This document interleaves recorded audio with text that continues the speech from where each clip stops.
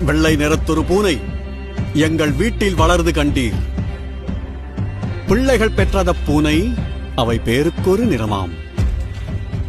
வெள்ளை நிறத்தொரு பூனை எங்கள் வீட்டில் வளர்ந்து கண்டீர். பிள்ளைகள் பெற்றத பூனை அவை பேருக்குறு நிறமாம்.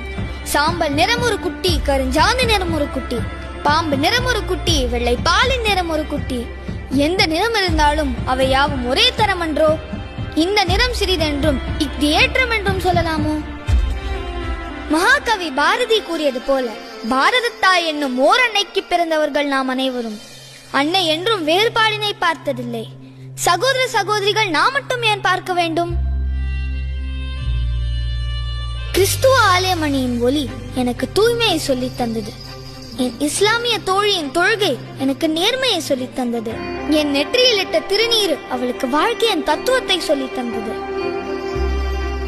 ஒருவரிடம் இருந்து மற்றொருவர் கற்றுக்கொள்ளவே இந்த வேறுபாடுகள் அமைந்துள்ளன, நம்மை பிரித்துக் கொள்ள அல்ல. உய்வதனைத்திலும் ஒன்றாய் எங்கும் ஓர் பொருளானது தெய்வம். யாரும் பணிந்திடும் தெய்வம், பொருள் யாவினும் நின்றிடும் தெய்வம். பாருக்குள்ளே தெய்வம் ஒன்று, இதில் பற்பல சண்டைகள் வேண்டாம்.